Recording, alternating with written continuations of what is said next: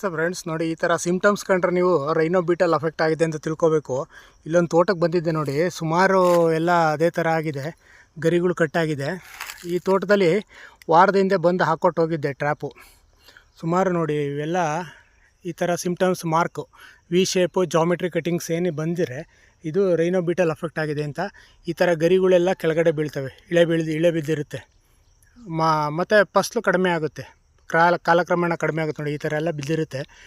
ಇದು ರೈನೋ ಬೀಟಲ್ ಕಡ್ದಿದೆ ಅಂತ ಅರ್ಥ. ಏನು ಮಾಡಬೇಕು, ಈ ಥರದೊಂದು ಟ್ರ್ಯಾಪು ಹಾಕೋಬೇಕು.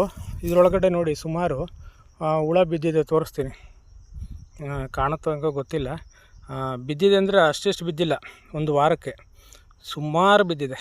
ಒಂದು 15ರಿಂದ 20 ಇರಬೇಕು ಹುಳಗಳು. ನೋಡಿ ಎಲ್ಲ ಬದುಕಿದೆ, ಎಲ್ಲ ಹುಳಗಳು ಬದುಕಿದೆ, ಯಾವುದು ಸತ್ತಿರಲ್ಲ. ತೆಗೆದುಬಿಟ್ಟು ನಾವು ಸಾಯಿಸಾಕೋಬೇಕಾಗುತ್ತೆ. ತುಂಬ ಹುಳಗಳಿದ್ದಾವೆ. ಇವೆಲ್ಲ ಪೂರ್ತಿ ತೆಂಗಿನ ಮರನೇ ಸರ್ವನಾಶ ಮಾಡಾಕ್ಬಿಡುತ್ತೆ, ಬಿಡಲ್ಲ. ನೀವು ಯಾವಾಗಾದರೂ ಅಷ್ಟೇ ನಿಮ್ಮ ತೋಟ ನೋಡ್ಕೊಳ್ಳಿ ಒಂದ್ಸಲಿ. ನಿಮ್ಮ ಗರಿಗಳು ಮೇಲ್ಗಡೆ ನೋಡಿದ್ರೆ ನೋಡಿ ಈ ಥರ ಕಟಿಂಗ್ಸ್ ಕಾಣುತ್ತೆ ನಿಮಗೆ. ನೋಡಿ ಈ ಥರ ಜಾಮಿಟ್ರಿ ಕಟಿಂಗ್ಸು ಇಲ್ಲಿದೆ ಅಲ್ಲ, ಈ ಥರ ವಿ ಶೇಪ್ ಗರಿಗಳು, ತುದಿ ಗರಿಗಳು ಕಟ್ಟಾಗಿರುತ್ತೆ. ಈ ಥರ ಕಟಿಂಗ್ಸ್ ಇದ್ದರೆ ಈ ಹುಳಗಳು ಎಫೆಕ್ಟ್ ಮಾಡಿದೆ ಅಂತ ಅರ್ಥ. ಆವಾಗ ಈ ಥರ ಟ್ರ್ಯಾಪ್ ಹಾಕ್ಕೊಂಡ್ರೆ ಎಲ್ಲ ಬೀಳುತ್ತೆ ಬಂದು ಇದರೊಳಗಡೆ.